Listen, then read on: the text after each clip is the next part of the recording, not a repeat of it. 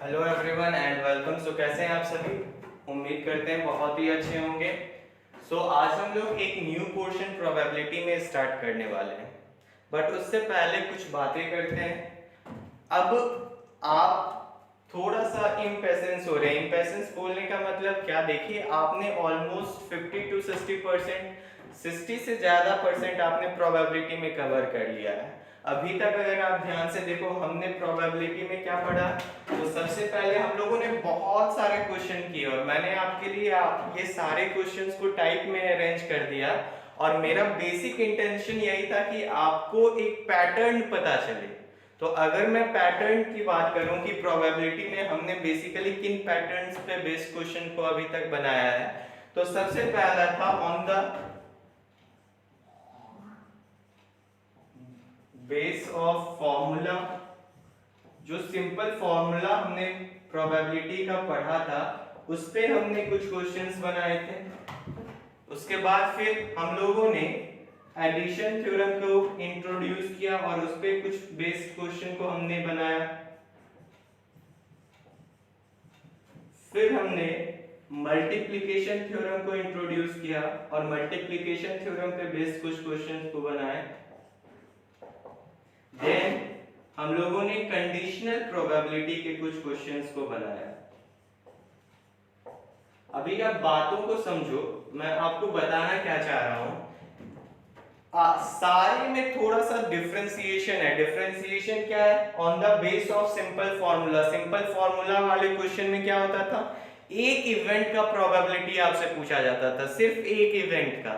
तो हम लोग बच्चों जैसे क्या करते थे, सैंपल स्पेस लिखते थे, फिर उसमें देखते थे फेवरेबल आउटकम क्या है, एंड देन हम लोग प्रोबेबिलिटी निकाल देते थे। फिर हम लोगों का थोड़ा सा लेवल बढ़ाया गया। फिर हम लोगों को दो इवेंट का प्रोबेबिलिटी, ध्यान से समझिएगा, दो अलग अलग इवेंट का प्रोबेबिलिटी निकालना सिखाया गया। अब दो अलग अलग इवेंट का कंबाइंड प्रोबेबिलिटी के अंदर हम लोगों को दो कंसेप्ट बताया गया, addition theorem and multiplication theorem. Addition theorem में क्या कंसेप्ट था? वहां पे कंबाइंड प्रोबेबिलिटी पूछा जाता था। किसका combined? Of happening either event 1 और इवेंट 2। वहां पे हम लोगों को कंबाइंड प्रोबेबिलिटी पूछा जाता था ऑफ हैपनिंग इवेंट 1 और इवेंट 2। इवेंट 1 या इवेंट 2 होने का प्रोबेबिलिटी क्लियर है ना? तो वहां पे दोनों का कंबाइंड प्रोबेबिलिटी था। आप बातों को समझिएगा, यहाँ पे दोनों इवेंट का रोल है, चाहे वो एडिशन हो चाहे वो मल्टीप्लिकेशन हो। मल्टीप्लिकेशन में क्या कंसेप्ट था? मल्टीप्लिकेशन के अंदर थोड़ा सा रिलेशन इन दोनों इवेंट का साथ में होने का पूछा जाता था, combined probability of happening event 1 and event 2। इसका क्या चांसेस ऑफ है कि इवेंट 1 एंड इवेंट 2 हम लोगों का हो, तो उसका प्रोबेबिलिटी हम लोगों को निकालने बोला जाता था। तो आप बेसिक डिफरेंशिएशन कैसे कर सकते हो? अगर कोई दो इवेंट का कंबाइंड प्रोबेबिलिटी पूछा जा रहा है और आपको वहां पे वर्ड यूज किया है बीच में और, क्लियर है, तो वो किसका टाइप हो जाएगा? वो एडिशन थ्योरम का एग्जांपल हो जाएगा, क्वेश्चन हो जाएगा। और अगर दो इवेंट या दो से ज्यादा इवेंट को यूज कर रहा है बट आपको और कहीं नहीं दिख रहा है, ध्यान से समझिएगा, दो या दो से ज्यादा इवेंट का क्वेश्चन है, वहां पे कंबाइंड प्रोबेबिलिटी आप लोगों से पूछा जा रहा है और नहीं दिख रहा है, आपको एंड दिख रहा है। ध्यान से समझिएगा, दो कैटेगरी में बता रहा हूं, आपको और ना दिखे या फिर एंड दिखे, तो वो जो क्वेश्चन हो जाता था किस टाइप का हो जाता था? Multiplication theorem. फिर से समझिए, ये दोनों क्या है? ये दोनों आपका दो इवेंट के कंबाइंड प्रोबेबिलिटी पे बेस्ड क्वेश्चंस होने वाले हैं। एडिशन थ्योरम में जब भी आप देखोगे दो इवेंट के बीच और लिखा होगा, क्लियर है ना? लेकिन मल्टीप्लिकेशन थ्योरम के अंदर क्या होता है? वहां पे आपको और अगर क्वेश्चन में लिखा हुआ नहीं दिख रहा है और दो से ज्यादा इवेंट का आपको प्रोबेबिलिटीज पूछा जा रहा है, तो मोस्टली चांसेस होता है कि वो मल्टीप्लिकेशन थ्योरम का क्वेश्चन है। और दूसरा टाइप मल्टीप्लिकेशन अंदर के क्या क्या हो सकता है? जहां पे डायरेक्ट आपको एंड दिख जाए, क्लियर है ना? तो आपको ज्यादा हौच-पौच नहीं होना है। अब ये कंडीशनल प्रोबेबिलिटी कुछ नया नहीं था। कंडीशनल प्रोबेबिलिटी आपको इन्हीं दोनों के एप्लीकेशन पे पूछा जाता था। यहाँ पे एक कंडीशन लगा दिया जाता था कि ball is not replaced, ball is replaced. अब उसके बाद आपको मल्टीप्लिकेशन थ्योरम या एडिशन थ्योरम को यूज करने बोला जाता था। तो देखिए आपने ऑलमोस्ट 60 to 70% कवर कर लिया है। तो मैं जो बताना चाहता हूँ थोड़ा सा धैर्य रखें, अपने आप पे प्रोबेबिलिटीज को हावी ना होने दें। हम लोग बहुत सारे क्वेश्चन बनाएंगे अभी, बेयस थ्योरम, फिर 2 क्लास और उसके बाद आप 1 से 2 क्लास लेके चलो, मतलब टोटल 4 से 5 क्लास में ये पूरी प्रोबेबिलिटी खत्म हो जाएगा। देन फिर मैं आपको 1 दिन का गैप दूंगा, आप सारे को सम अप करोगे, फिर हम लोग 1 दिन के बाद फिर सारे जो 10 साल में क्वेश्चन आया हुआ है इस चैप्टर से सारे क्वेश्चंस को बनाएंगे। तो उससे क्या होगा, एक पैटर्न पता चलेगा। तो अभी जो आपको थोड़ा सा हौच-पौच लग रहा है वो नहीं होने वाला है। तो आप ज्यादा परेशान ना हो कि सर प्रोबेबिलिटी, ये देखिए मजेदार चैप्टर है इसलिए तो पहले हम लोग पढ़ रहे हैं। क्लियर है ना? सारे बच्चों को समझ में नहीं आता, मतलब लास्ट मोमेंट में अगर मैं आपको लास्ट मंथ में ये पढ़ाऊं तो मजा नहीं आएगा, क्योंकि आपको 10 से 15 दिन देना और फिर एक टाइम प्रेशर जो होगा वो अलग रहेगा। तो आपको परेशान नहीं होना है। आपको सिर्फ अगर आप 50 to 60% भी समझ पा रहे हो, देन हम लोग जब मिलेंगे, और मोस्ट चांसेस जब दिसंबर से जनवरी में मिलेंगे कभी ना कभी, तो वो आपको और अच्छे से समझ में आएगा। क्लियर है ना? तो आपको परेशान नहीं होना है, अभी सिर्फ पढ़ते जाना, एंड देन फिर जब हम लोग मिलेंगे अगर आप 50 to 60% भी समझे रहोगे तो हम लोग 1 से 1.5 मंथ में उसको 100% कर सकते हैं। क्लियर है? तो धैर्य रखिए और परेशान नहीं होना ज्यादा। चलिए हम लोग आज के टॉपिक पे आते हैं जो कि है बेयस थ्योरम। देखिए इसके प्रॉपर स्टेटमेंट और फॉर्मूला पे आप जाइएगा, ये एक अलग कैटेगरी है। क्वेश्चंस को आपको पहचानने सीखना है, कैसे पहचानेंगे वो धीरे धीरे हम लोग सीखते जाएंगे। एंड जो मैंने आपको बोला था कि प्रोबेबिलिटी बनाने के दरमियान आप क्वेश्चंस को पहले लिखे, क्वेश्चन को ऑब्जर्व करें, तभी आपको टाइप पता चल पाएगा, देन फिर आप उसका सॉल्यूशन बनाएं। तो बहुत बच्चे कर रहे हैं, बहुत बच्चे नहीं कर रहे हैं। देन जो नहीं कर रहे हैं उससे उन सभी से रिक्वेस्ट है कि आप करें, क्योंकि प्रोबेबिलिटीज बनाना, नंबर लाना, that is not most important. आप जब क्वेश्चन बनाइएगा तो आप देखिएगा सारा क्वेश्चन आपसे बन जाएगा, बट इस चैप्टर को अपने बस में करना। मैथ में 2 ही चीज है, आप मैथ का मजा लीजिए या मैथ आपका मजा लेगा। क्लियर है ना? तो बस में करना दैट इज डिफरेंट थिंग, आपको मेहनत करना पड़ेगा। तो आप क्वेश्चन को लिखें, उसके टाइप को समझने का प्रयास करें कि किस टाइप के अंदर आ रहा है। तो चलिए अभी जो बेयस थ्योरम है ध्यान से समझते हैं। मैंने यहाँ पे एक क्वेश्चन लिखा है, देयर आर 2 बैग। यहाँ पे बताया जा रहा है कि भाई साहब आपका 2 बैग है, बैग 1 है, बैग 2 है। क्लियर है? आगे क्या बोला जा रहा है, 1 containing 5 red and 7 white ball. Bag 1 का क्या कहानी है, बैग 1 में 5 रेड बॉल है, 7 व्हाइट बॉल है। And the other containing 3 red and 12 white ball. Bag 2 का कहानी क्या है कि इस बैग में 3 रेड बॉल है और 12 व्हाइट बॉल है। One ball is drawn either from the first bag or from the second. अब बोलता है कि भाई साहब एक बॉल को निकाला जा रहा है, बहुत ही आराम से समझना है। एक बॉल को निकाला जा रहा है और ये बॉल किस बैग से निकाला जा रहा है वो अननोन है, किसी भी बैग से निकाल सकते हैं ऑब्वियसली। ठीक है ना? तो आपको अगर ये स्टेटमेंट दिया नहीं रहे क्वेश्चन में कि one ball is drawn one ball is drawn either from the first bag or from the second, फिर भी आपको समझना है कि उसका अल्टीमेट मतलब क्या है। अगर 2 बैग दिया है और एक बॉल निकालना है तो मेरे को 2 ऑप्शंस है, तो बॉल किसी भी बैग से निकल सकता है। क्लियर है ना? याद कीजिए टाइप 2 का क्वेश्चन नंबर 10, जहां पे 3 पर्स दिया हुआ था, एक पर्स में 1 रुपये का कॉइन था, हाफ रुपीस का कॉइन था। तो सबसे पहले हम लोगों को क्या करना पड़ रहा था, वहां पे पर्स को सेलेक्ट करना पड़ रहा था। वो भी बेयस थ्योरम का क्वेश्चंस था, बट हमने उसको बनाया था एंड समझ भी गए थे हम लोग। तो बेयस थ्योरम इज नथिंग, आपको आराम से लेके चलना है इजी वे में। क्लियर है ना? तो देखिए सबसे पहले क्या बोला कि देयर आर 2 बैग, 2 बैग है, 1 bag contain 5 red and 7 white ball and the other containing 3 red and 12 white balls. One ball is drawn either from the first bag और सेकेंड बैग। और बहुत सारे क्वेश्चन में ये स्टेटमेंट दिया जा सकता है, नहीं भी दिया जा सकता है। तो आपको जैसे ही 2 बैग, 3 बैग या एक से ज्यादा ऑप्शन दिखे तो आपको समझना है ऑब्वियसली कि बॉल किसी भी बैग से ड्रॉ किया जा सकता है।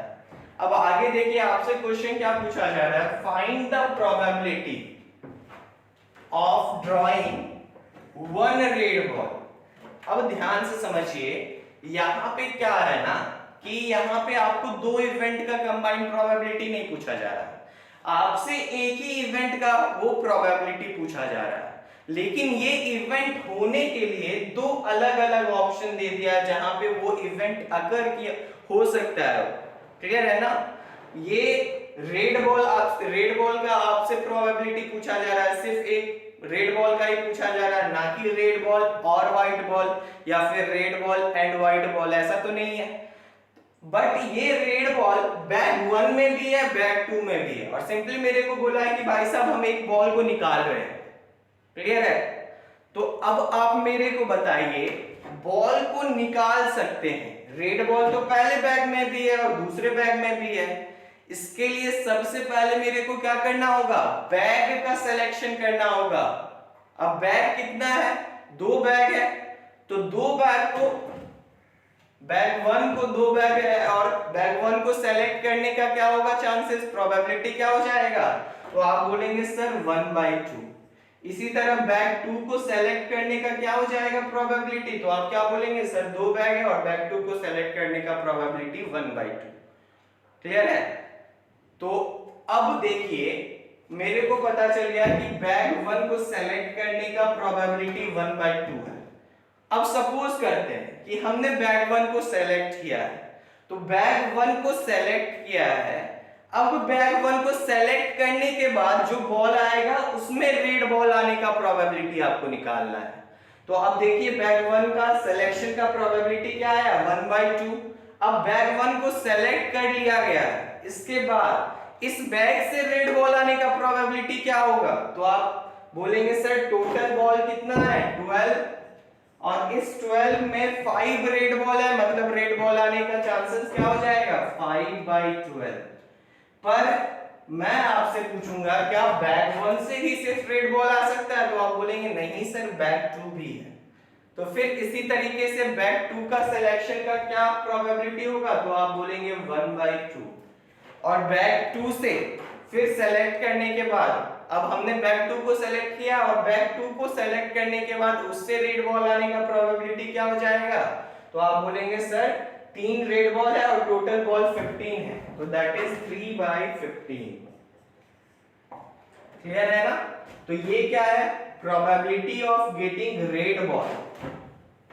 अब आप बोलेंगे सर हम पहचानेंगे कैसे, तो सबसे पहले आप देखिए ये ट्री डायग्राम आपको बेयस थ्योरम में बनेगा। ट्री डायग्राम बोलने का मतलब क्या, आपको वहां पे एक से ज्यादा ऑप्शन दिया रहेगा। क्लियर है ना? हमने क्या देखा कि बैग 1 दिया हुआ है, बैग 2 दिया हुआ है, तो हमने बैग 1 लिखा, बैग 2 लिखा। फिर बैग 1 में 5 रेड बॉल है, 7 व्हाइट बॉल है, बैग 2 में 3 रेड बॉल है, 12 व्हाइट बॉल है। तो एक डायग्राम आप बना पाओगे। क्लियर है? अब जैसे ही आप डायग्राम बना पाओगे फिर आपको क्वेश्चन को पढ़ना है और आप इजीली सॉल्व कर पाओगे। आई होप आप समझ पाए होंगे। फिर से एक बार क्वेश्चन को देखते हैं। क्वेश्चन क्या है, there are 2 bag, 1 containing 5 red ball, 7 white ball. एक बैग, 2 बैग है और एक बैग 1 और बैग 2 हमने मान लिया। बैग 1 में क्या बोल रहा है कि 5 रेड बॉल है, 7 व्हाइट बॉल है। Another bag containing 3 red ball and 12 white ball. Bag 2 का कहानी आपको बता दिया कि बैग 2 में 3 रेड बॉल है और 12 व्हाइट बॉल है। अब आपको बोला जा रहा है कि 1 ball is drawn at random either from the first bag or from the second bag। मतलब एक बॉल सिंपली निकाला जा रहा है। हो सकता है कि वो फर्स्ट बैग से भी निकाला गया हो या सेकेंड बैग से भी निकाला गया हो। Find the probability of drawing 1 red ball. अब देखिए यहां पे आपको समझना है बातों को। आप देखोगे बैग 1 की तरफ, बैग 1 में भी रेड बॉल है, बैग 2 में भी रेड बॉल है, मतलब कहीं से भी कोई भी बैग सेलेक्ट करेंगे तो चांसेस है कि बैग 1 को भी सेलेक्ट किया जा सकता है, बैग 2 का भी सिलेक्शन हो सकता है, क्योंकि दोनों में रेड बॉल है, अगर किसी बैग में नहीं रहता तब उस केस को तो हम डायरेक्ट नकार देते। अब सबसे पहले मेरे को बॉल सेलेक्ट करने से पहले हम लोगों को बैग का सिलेक्शन करना होगा। अब दो बैग है तो दोनों बैग का सिलेक्शन करने का क्या हो जाएगा, हर एक बैग का सिलेक्शन करने का प्रोबेबिलिटी। अगर मैं आपसे पूछूंगा बैग 1 को सेलेक्ट करने का प्रोबेबिलिटी बताइए, तो आप क्या बोलेंगे, सर दो बैग है, बैग 1 का सिलेक्शन का प्रोबेबिलिटी 1/2 हो जाएगा। इसी तरह बैग 2 की सिलेक्शन का प्रोबेबिलिटी अगर मैं आपसे पूछूं तो आप बोलेंगे सर दो बैग है, तो बैग 2 का सिलेक्शन का प्रोबेबिलिटी भी 1/2 हो जाएगा। अब अल्टीमेट मेरा क्या है, अल्टीमेट गोल मेरा बैग सेलेक्ट करना नहीं है, मेरा को रेड बॉल आने का प्रोबेबिलिटी निकालना है। बट रेड बॉल आने से पहले बैग का सिलेक्शन जरूरी है, क्योंकि 1/2 ये क्या है, ये है कि अगर हमने पहले बैग को सेलेक्ट किया है फिर उससे रेड बॉल आने का प्रोबेबिलिटी, तो 1/2 हो गया पहले बैग को सेलेक्ट करने का प्रोबेबिलिटी, फिर वहां से रेड बॉल आने का प्रोबेबिलिटी, टोटल बॉल 12 है, वहां से रेड बॉल 5 है, टोटल 5 रेड बॉल है, then probability of getting 5 red ball क्या हो जाएगा 5/12। फिर उसी तरह से अगर बैग 2 को हमने सेलेक्ट किया होगा, क्योंकि रैंडमली हम दो बैग को सेलेक्ट कर रहे हैं, कोई भी बैग हो सकता है कि इस बार हम बैग 2 को सेलेक्ट किए हैं, वहां से भी रेड बॉल आ सकता है, तो बैग 2 का सिलेक्शन का प्रोबेबिलिटी 1/2 है और probability of getting red ball from bag 2 क्या हो जाएगा 3/50। तो यही टोटल प्रोबेबिलिटी हो गया रेड बॉल आने का। क्लियर है ना? तो यहाँ पे कंसेप्ट क्या है, आपको दो प्रोबेबिलिटी निकालना पड़ रहा है, पहला बैग का जो कि इनडायरेक्ट है, और अल्टीमेट जो क्वेश्चन बोला जा रहा है रेड बॉल आने का, तो दूसरा प्रोबेबिलिटी वो है। क्लियर है ना? आई होप आप कुछ समझ पाए होंगे। अगर डाउट रहे, अभी हम बहुत सारे हम लोग 4 से 5 क्वेश्चन है बेस थ्योरम में, तो सारे क्वेश्चन, ज्यादा क्वेश्चन तो आपके बुक में नहीं दिए हैं, बट सारे क्वेश्चंस को बनाएंगे एंड हम लोग समझने का कोशिश करेंगे, तो हो जाएगा, आपको परेशान नहीं होना है। चलिए नेक्स्ट क्वेश्चन पे मूव किया जाए।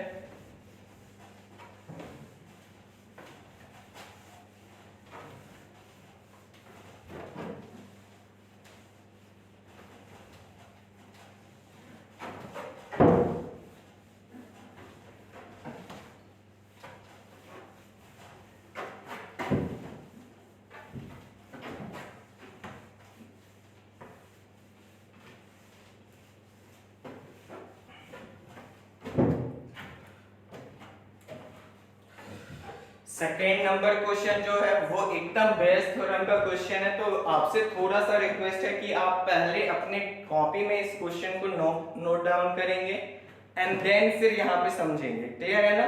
तो आप वीडियो को पॉज करके आराम से आप पहले क्वेश्चन को नोट डाउन करेंगे। मैं यहाँ पे क्वेश्चन पढ़ता हूँ, अभी क्वेश्चन को हम लोग समझते हैं। बोला जा रहा है देयर आर 3 अर्ड, बहुत ही आराम से जैसे बोला जा रहा है आराम से वैसे आपको काम करना है।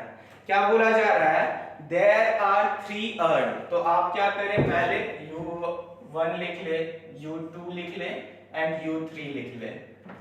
अब आगे क्या बोल रहा है कि first urn contain 5 red and 7 green ball, मतलब पहला अर्ड में क्या है 5 रेड बॉल है और 7 ग्रीन बॉल है। Second earn contain 5 red and 3 green ball, दूसरे अर्न में बोल रहा है कि 5 रेड बॉल है और 3 ग्रीन बॉल है। क्लियर है ना?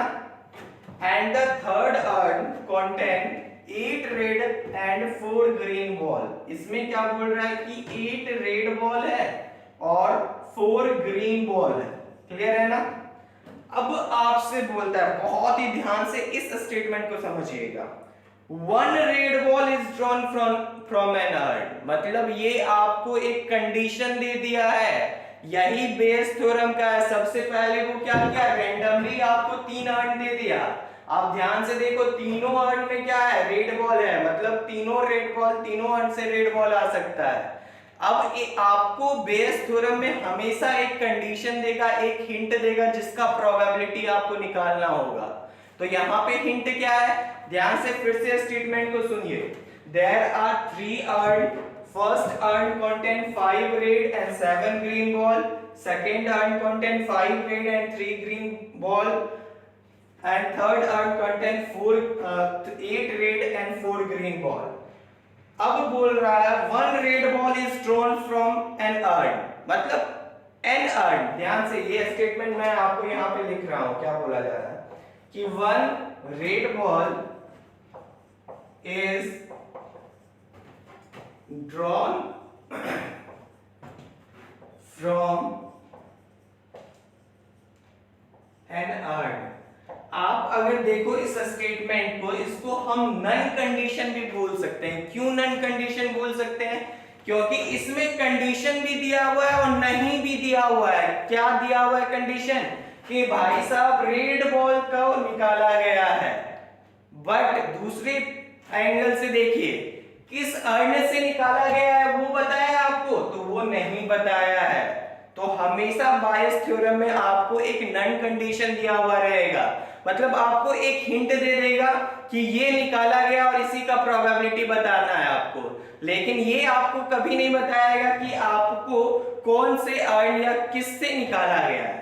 तो अब यहाँ पे ये अप्रोच खुद आपको लगाना है। हो सकता है पहले से निकाला गया हो क्योंकि यहाँ भी रेड बॉल है, हो सकता है दूसरे अर्न से निकाला गया हो क्योंकि यहाँ भी रेड बॉल है, हो सकता है तीसरे अर्न से निकाला गया हो क्योंकि यहाँ भी रेड बॉल है, मतलब किसी भी रैंडमली। और यहाँ पे तो कोई कंपल्शन नहीं लगाया है कि आपको इसी अर्न से निकाला गया है, हमको सिंपली बोला जा रहा है कि एक रेड बॉल निकाला गया है। तो अब आप खुद सोचिए कि रेड बॉल आने का कितना चांसेस हो सकता है। तो आप रेड बॉल आने के लिए सबसे पहले हम लोगों को क्या करना होगा? 3 अर्न है, इसको इसका सिलेक्शन का प्रोबेबिलिटी निकालना होगा। तो आप बताएं 3 अर्न है, उसमें से फर्स्ट अर्न को सेलेक्ट करने का प्रोबेबिलिटी क्या हो जाएगा कि हम पहले वाले को चुने होंगे, उसका प्रोबेबिलिटी क्या हो जाएगा? तो आप बोलेंगे सर टोटल 3 है, उसमें फर्स्ट वाले को एक को सेलेक्ट करने का 1/3। इसी तरीके से दूसरे अर्न को चुना गया होगा, अगर 3 अर्न यहाँ पे रखा हुआ है उसका कितना प्रोबेबिलिटी हो जाएगा? तो आप क्या बोलेंगे सर टोटल 3 है तो एक अर्न चुनने का 1/3, फिर से 1/3, तो ये 1/3 सभी का आ गया है। अब हम निकालते हैं क्या कि रेड बॉल चुना गया, तो रेड बॉल चुनने का क्या क्या अलग अलग टोटल प्रोबेबिलिटी होगा। तो सबसे पहले मानते हैं कि पहले अर्न को चुना गया और वहां से एक बॉल निकाला गया, वो रेड बॉल है, तो पहले अर्न को चुना जाएगा, तो उस पहले अर्न को चुनने का प्रोबेबिलिटी चांसेस कितना है? तो आप बोलेंगे 1/3। अब पहले अर्न को चुनने के बाद उससे रेड बॉल आने का प्रोबेबिलिटी कितना हो जाएगा? तो आप बोलेंगे सर टोटल बॉल 12 है और 5 जिसमें से रेड बॉल है, तो पहले अर्न को चुनने का प्रोबेबिलिटी 1/3 और पहले अर्न को चुनने के बाद उससे रेड बॉल आने का प्रोबेबिलिटी 5/12। बट क्या रेड बॉल सिर्फ अर्न 1 से आ सकता है? नहीं, अर्न 2 से भी आ सकता है। तो अर्न 2 का चुनने का प्रोबेबिलिटी 1/3 और इससे रेड बॉल आने का प्रोबेबिलिटी कितना हो जाएगा? टोटल बॉल 8 है जिसमें से 5 रेड बॉल है, तो रेड बॉल आने का प्रोबेबिलिटी 5/8। बट क्या रेड बॉल सिर्फ अर्न 1 और अर्न 2 से आ सकता है? तो आप बोलेंगे नहीं सर, एक और चांसेस है। क्या चांसेस है? कि अर्न 3 से भी रेड बॉल आ सकता है। तो फिर आप बोलेंगे कि अर्न 3 को अगर हम सेलेक्ट किए होंगे तो उससे रेड बॉल आने का चांसेस कितना होगा? तो आप क्या बोलेंगे सर 8 रेड बॉल है और टोटल बॉल 12 है, तो रेड बॉल आने का प्रोबेबिलिटी अर्न 3 से 8/12 हो जाएगा। अब ये क्या आया है? अब ध्यान से समझो, ये आया है प्रोबेबिलिटी या फिर आप बोलेंगे total chances of getting red ball, ठीक है ना? रेड बॉल आने का सैंपल स्पेस आप इसको बोल सकते हो, या टोटल चांस रेड बॉल आने का कितना अलग अलग चांस हो सकता है, तो हमने उसको टोटल पहले निकाल लिया। क्लियर है ना? अब अगर सिर्फ क्वेश्चन मेरे को ये पूछा जाता कि an red ball find the probability of getting red ball from an urn, तो ये हो जाता, लेकिन क्वेश्चन आपसे ये नहीं पूछा है, ध्यान से समझना है। अब आपसे क्वेश्चन क्या पूछा है, ध्यान से सुनिएगा कि find the probability that it has been drawn from the first urn. अब आपसे पूछा जा रहा है कि भाई साहब एक रेड बॉल को निकाला जा रहा है अर्न से, अब इसको फर्स्ट अर्न से निकाला जाए, ये रेड बॉल जो हो वो फर्स्ट अर्न से हो, इसका कितना प्रोबेबिलिटी है ये बताइए। तो एक बार फिर से आप पहले पूरे क्वेश्चन को सुनिए, उसको समझने का कोशिश कीजिए and then we will solve the answer. Answer इसमें कुछ है ही नहीं, बहुत ही सिंपल सा अप्रोच है, बट क्वेश्चन आपको समझना होगा सही से। तो ध्यान से देखिए क्या बोला जा रहा है। There are 3 urn. First urn contain 5 red and 7 green ball. Second urn contain 5 red and 3 green ball. And the third urn contain 8 red and 4 green ball.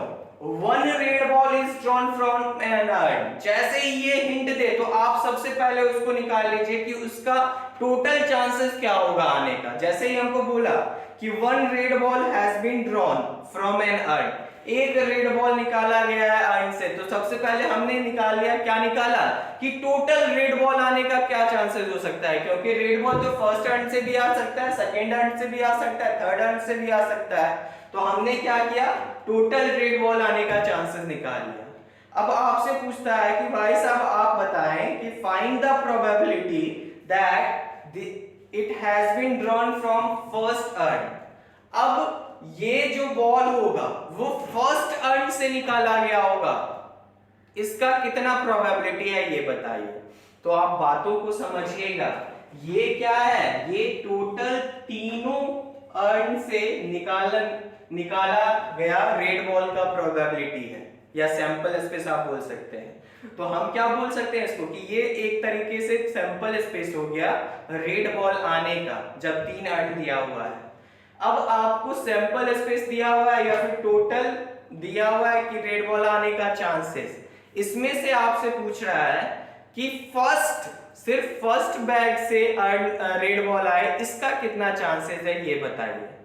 तो आप क्या करेंगे, यहाँ पे देखिए यही तो फर्स्ट वाला है, क्लियर है ना, तो यही मेरा क्या हो जाएगा, फेवरेबल आउटकम। तो अगर हमसे पूछता है probability of getting red ball from first earn, तो ये क्या हो जाएगा, probability of getting red ball from first earn divided by total probability of getting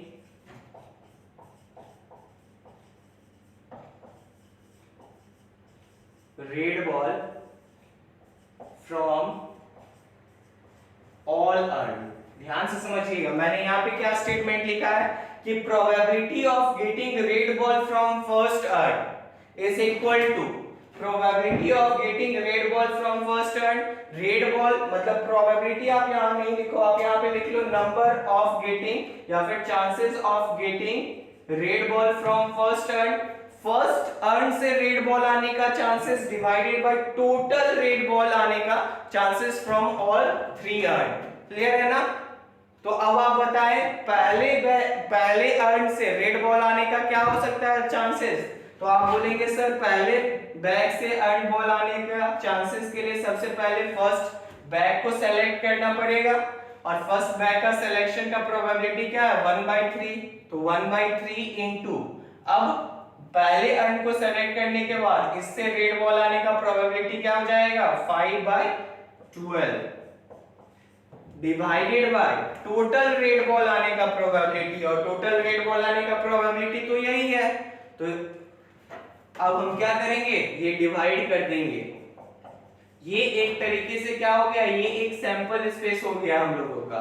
यहां से एक इवेंट का प्रोबेबिलिटी पूछा जा रहा है, मतलब ये है फर्स्ट अर्न से रेड बॉल आने का प्रोबेबिलिटी, ये है सेकंड अर्न से रेड बॉल आने का नंबर, और ये है आपका थर्ड अर्न से रेड बॉल आने का नंबर।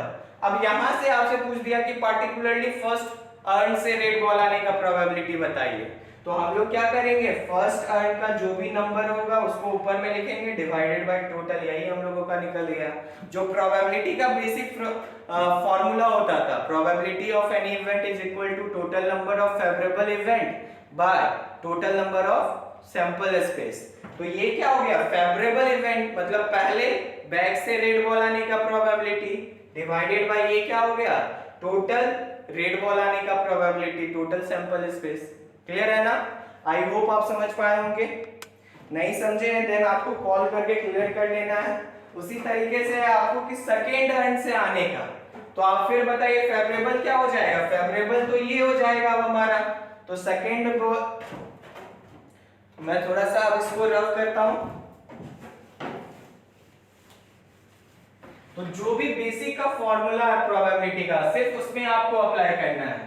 तो नीचे में हम लोग टोटल को लिखते हैं, तो टोटल रेड बॉल आने का प्रोबेबिलिटी क्या है, देखिए 1/3 into 5/12 plus 1/3 into 5/8 plus 1/3 into 8/12। अब आपको इसमें पूछ रहा है कि probability of getting red ball from second earn, तो मेरा ये टोटल हो गया और इसमें फेवरेबल क्या होगा, तो आप बोलेंगे सर ये फेवरेबल होगा, क्यों, क्योंकि यहाँ पे पहले सेलेक्ट किया जा रहा है सेकेंड अर्न को और फिर उससे रेड बॉल निकाला जा रहा है। तो हम लोग प्रोबेबिलिटी का फॉर्मूला क्या जानते हैं, favourable event divided by total number of event in sample space. तो यही हो गया probability of getting red ball from second urn. Clear है? आई होप आप समझ पा रहे होंगे। इसी तरीके से नेक्स्ट आपसे पूछा गया है probability of getting a red ball from third urn. फिर से प्रोबेबिलिटी का बेसिक फॉर्मूला क्या होता है, total number of sample space. तो total number of getting red ball कितना आया हम लोगों को, 1/3 इंटू 5/12 1/3 इंटू 5/8 प्लस 1/3 इंटू 8/12। अब इसमें से फेवरेबल आउटकम क्या होगा, तो हम लोगों को जो क्वेश्चन में पूछा जा रहा है, क्या पूछा जा रहा है, red ball from third urn. तो red ball from third urn आने का यही हमने निकाला है, तो ये इसको हम लोग ऊपर में लिख देंगे, तो दिस डिवाइडेड बाय टोटल, तो हम लोगों को आ जाएगा probability of getting red ball from third urn. Clear है? आई होप आप समझ पाए होंगे। थोड़ा सा लेंथी है बट क्या करना है, अब मजबूरी है, आपको करना पड़ेगा। तो ज्यादा परेशान नहीं होना है, जैसे जैसे क्वेश्चन हम लोग बनाएंगे और अच्छे से क्लियर होते जाएगा। एक और क्वेश्चन को देखते हैं।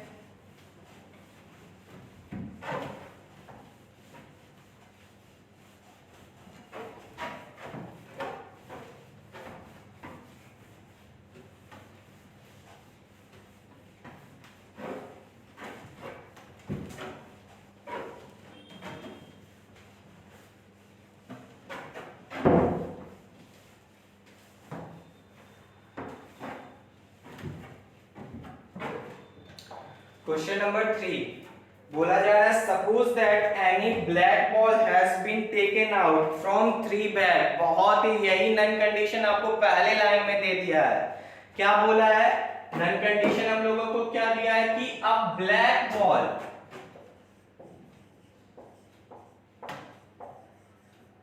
हैज बीन ड्रॉन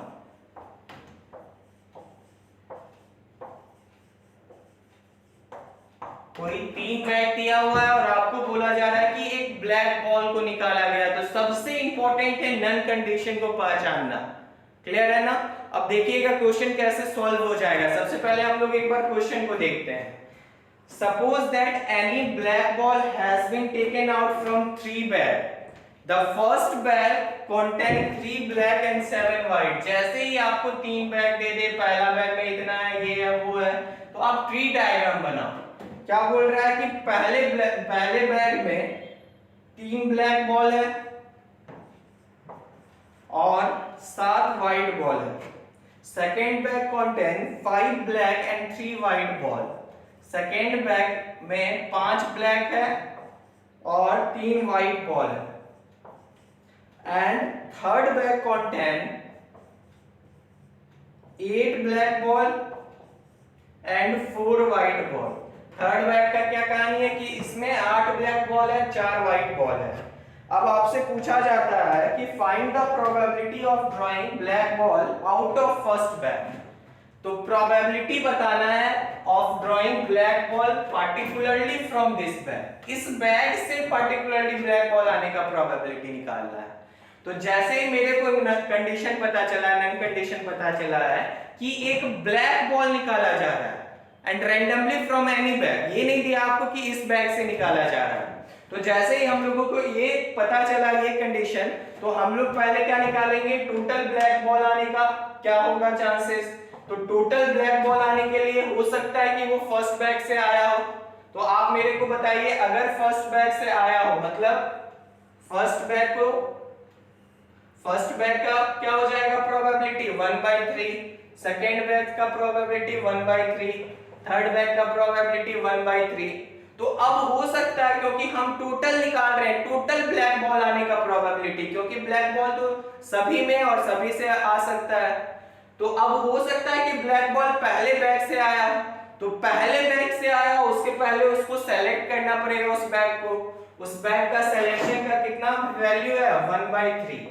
अब पहले बैग को सेलेक्ट किया गया और इससे ब्लैक बॉल आया, इसका प्रोबेबिलिटी कितना है। तो आप बोलेंगे सर टोटल 3 ब्लैक बॉल है और टोटल 10 बॉल है, तो ब्लैक बॉल आने का प्रोबेबिलिटी फ्रॉम फर्स्ट बैग क्या हो जाएगा 3/10। फिर ये तो है जो फर्स्ट बैग से ब्लैक बॉल आने का प्रोबेबिलिटी। इसी तरीके से सेकेंड बैग से भी ब्लैक बॉल आ सकता है, तो उसका कितना हो जाएगा, क्योंकि हम लोग यहाँ पे टोटल ब्लैक बॉल निकाल रहे हैं, टोटल ब्लैक बॉल आने का प्रोबेबिलिटी या फिर आउटकम। तो देखिए टोटल ब्लैक बॉल तो फर्स्ट बैग से भी आ सकता है, सेकेंड बैग से भी आ सकता है, थर्ड बैग से भी आ सकता है। तो सेकेंड बैग को सेलेक्ट करना पड़ेगा उससे जानने के लिए कि इससे ब्लैक बॉल आने का चांसेस कितना है। तो सेकेंड बैग को सेलेक्ट करने का कितना वैल्यू दिया हुआ है 1/3। अब इससे ब्लैक बॉल आने का प्रोबेबिलिटी क्या हो जाएगा, तो आप बोलेंगे सर टोटल 8 बॉल है और ब्लैक बॉल आने का प्रोबेबिलिटी क्या हो जाएगा 5/8, क्योंकि 5 ब्लैक बॉल है। इसी तरीके से ब्लैक बॉल हमारे थर्ड बैग से भी आ सकता है। तो सबसे पहले थर्ड बैग से आने के लिए थर्ड बैग को सेलेक्ट करना पड़ेगा, that is 1/3 into third bag से ब्लैक बॉल आने का क्या हो जाएगा 8/12। अब ये मेरा क्या है, ये है this is the total number of getting red ball when 3 bags are given. जब 3 बैग दिया हुआ है तो तीनों बैग से ब्लैक बॉल आने का चांसेस या टोटल नंबर ये है। लेकिन आपको हम लोगों को टोटल नंबर नहीं चाहिए, यहाँ पे क्वेश्चन पूछा जा रहा है कि आपको प्रोबेबिलिटी निकालना है किसका, of getting black ball from first bag.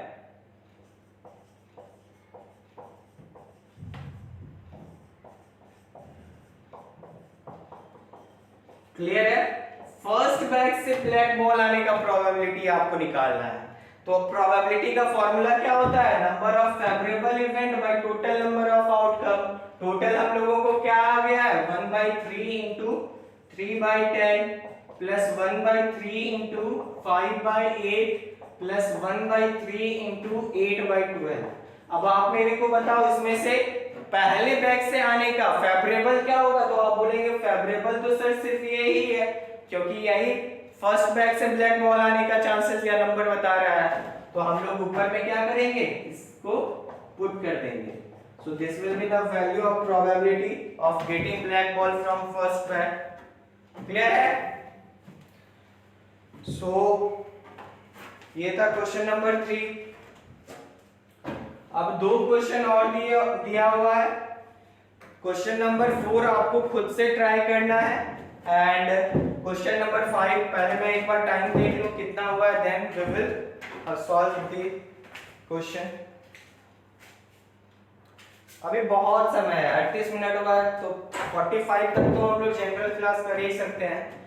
तो हम लोग लास्ट वाले क्वेश्चन में आते हैं। 4th नंबर आपको खुद से ट्राई करना है जैसे बोला जा रहा है। तो देखिए थोड़ा सा हिंट मैं आपको दे देता हूं। There are 3 urn in first urn there are 2 white and 3 black ball, second urn contain 4 white and 1 black ball, 1 ball is drawn at random from an urn which is of white color। यहाँ पे आपको क्या none condition दिया हुआ है कि ball जिस draw किया जा रहा है दैट इज व्हाइट कलर, तो आप सबसे पहले तीनों अर्न से व्हाइट कलर आने का टोटल चांसेस आप निकाल लोगे।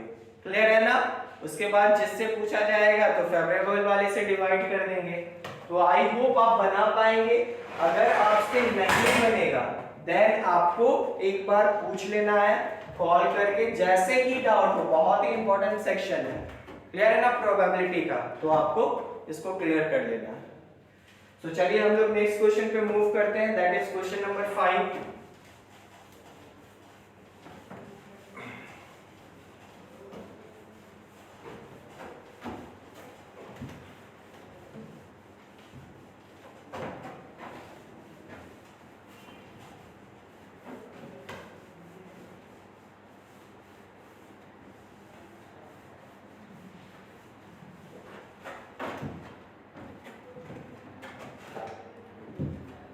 देखिए क्वेश्चन नंबर 5 क्या बोला जा रहा है। In a car factory machine A B and C manufacture car respectively. तो आप यहाँ पे क्वेश्चन में कार लिख लेंगे खुद से। क्या बोला जा रहा है कि एक कार फैक्ट्री है जहां पे 3 मशीन है, machine A, machine B and machine C, जो कि कार को प्रोड्यूस कर रहा है, मैन्युफैक्चर कर रहा है। आगे बोला जा रहा है कि in a car factory machine A B C manufacture respectively 20%, 30% and 40% of the total. मतलब 3 मशीन है और आपको बता दिया गया है कि ए जो है टोटल का 20% प्रोड्यूस करता है। इसका मतलब समझिएगा कि अगर टोटल 100 होगा उसमें 20 प्रोड्यूस कर रहा होगा। क्लियर है ना? परसेंटेज को हम लोग फ्रैक्शन में क्या लिखेंगे, 20%, 20% इज इक्वल टू 20/100। इसका मतलब क्या हो गया, 1/5। अब आपको इसका मीनिंग समझना है कि अगर टोटल कार 5 है तो उसमें से ए कितना प्रोड्यूस कर रहा है, 1। क्लियर है ना? तो हम क्या बोल सकते हैं कि ए मशीन कार प्रोड्यूस करने का प्रोबेबिलिटी कितना है, तो आप डायरेक्ट बोलेंगे 1/5। क्लियर है ना कि ए मशीन से द्वारा कार बना गया हो, इसका प्रोबेबिलिटी कितना हो जाएगा, तो टोटल 5 है और ये एक प्रोड्यूस कर रहा है, तो probability that car is made by machine A क्या हो जाएगा, 1/5।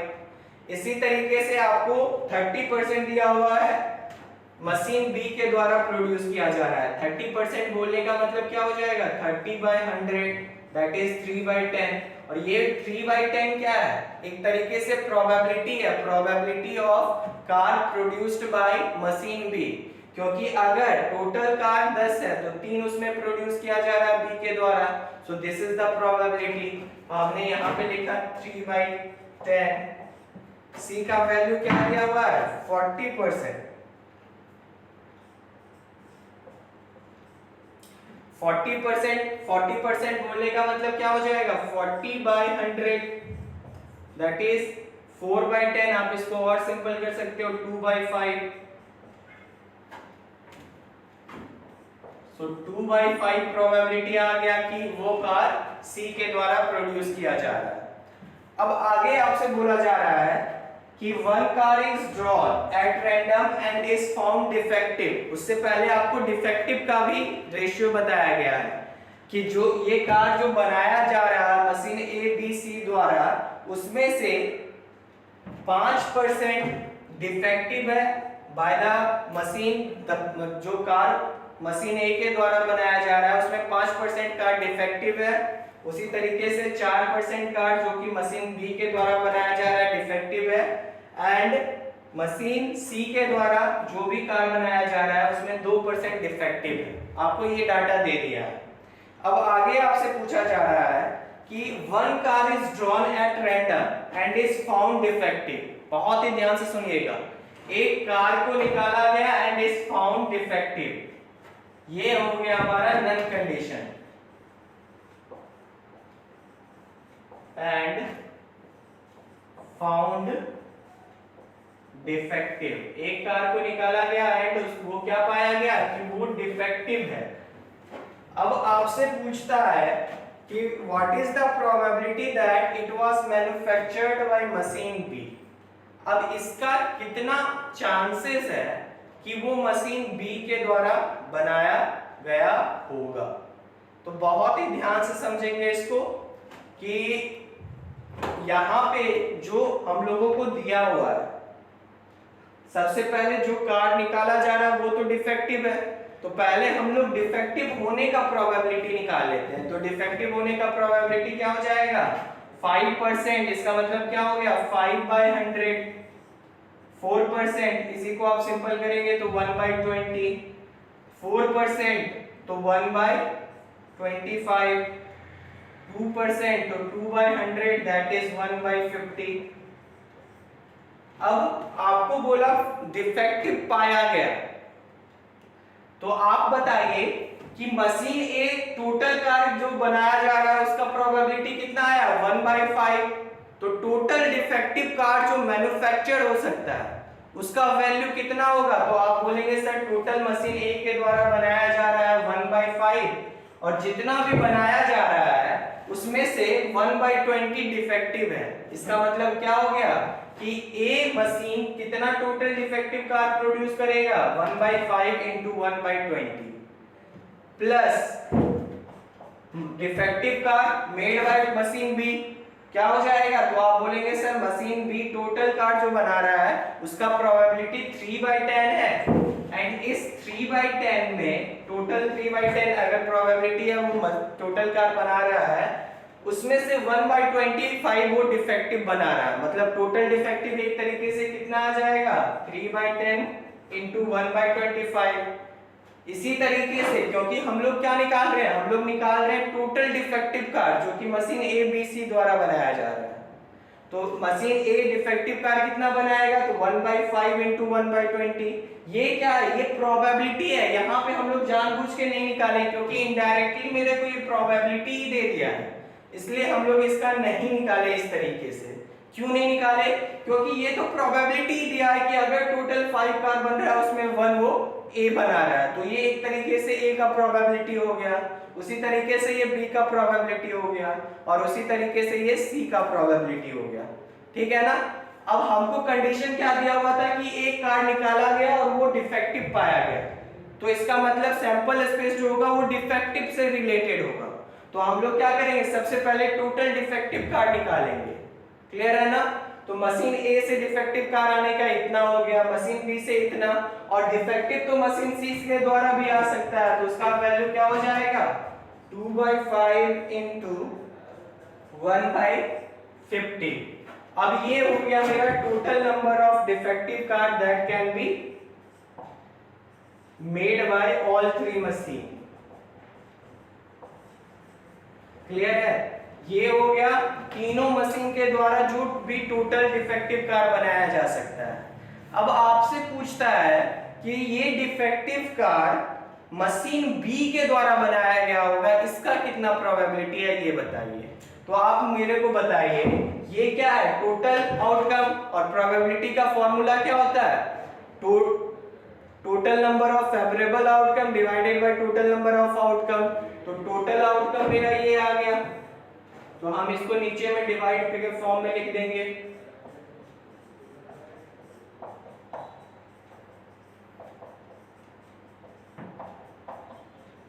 क्लियर है। अब इसमें से फेवरेबल क्या किसके बारे में पूछा जा रहा है कि डिफेक्टिव कार मशीन बी के द्वारा बनाया गया होगा। तो मशीन बी डिफेक्टिव कार कितना बना सकता है तो 3/10 इंटू 1/25। यही हमारा क्या हो गया probability of defective car made by machine B. Clear है। आई होप आप समझ पाए होंगे। तो आपको समझना है हम लोग प्रोबेबिलिटी निकालते थे कि ए का सिलेक्शन बी का सिलेक्शन सी का सिलेक्शन का प्रोबेबिलिटी क्या होगा, बट यहाँ पे क्वेश्चन में परसेंटेज दिया हुआ है, परसेंटेज के फॉर्म में हम लोग खुद प्रोबेबिलिटी निकालें। क्लियर है ना। तो सबसे पहले आपको परसेंटेज समझना है। जैसे कि यहाँ पे लिखा हुआ था 20% कार मशीन ए प्रोड्यूस करता है, तो इसका मतलब क्या हो गया 20/100 दैट इज 1/5। इसका मतलब क्या हो गया कि अगर टोटल कार 5 है उसमें से एक कार मशीन ए के द्वारा बनाया जा रहा है, तो तो अगर मैं आपसे पूछूंगा कि probability that car is made by machine A क्या होगा, तो आप क्या बोलेंगे 1/5। इसी तरीके से 3/10। तो हम लोगों को ये प्रोबेबिलिटी खुद ब खुद दे दिया गया है, तो इसलिए हमने यहाँ पे ये वाला फॉर्म में प्रोबेबिलिटी नहीं निकाला। क्लियर है ना। और अगर आप बोलेंगे सर निकालना होगा तब कैसे करेंगे, तो सबसे पहले आपको ये डिनोमिनेटर मतलब टोटल वाला बराबर करना होगा, रेशियो सेम करना होगा जो आपने क्लास 11th में पढ़ा होगा, फिर आपको वहां से आएगा। तो आप उतना मत करें क्योंकि ये प्रोबेबिलिटी तो हम लोगों को ऑलरेडी दे चुका है। तो ये देने के बाद हम लोगों को डिफेक्टिव कार का भी रेशियो दे दिया है। तो अब हमने क्या किया, टोटल डिफेक्टिव कार निकाला और फिर हम लोगों को निकालना था कि डिफेक्टिव कार बी के द्वारा, बी मशीन के द्वारा बनाया गया होगा, इसका प्रोबेबिलिटी। तो हमने टोटल को नीचे लिखा और इसमें से फेवरेबल को हमने देखा और उसको ऊपर में लिख दिया, डिवाइड कर दिया, तो ये प्रोबेबिलिटी के फॉर्म में आ गया। क्लियर है ना। सो आई होप आप समझ पाए होंगे। थोड़ा सा डिफिकल्ट था, ये नहीं बोलूंगा कि इजी है, बट आपको करना पड़ेगा। और अगर आप नहीं समझ पाए, कोई भी डाउट है, देन आप उसको क्लियर कर लेंगे मैसेज करके या फिर कॉल करके। तो आज का क्लास हम यहीं पे जाने देते हैं, फिर हम लोग नेक्स्ट क्लास में मिलते हैं। तब तक ध्यान रखिए अपना और अच्छे से पढ़ते रहिए।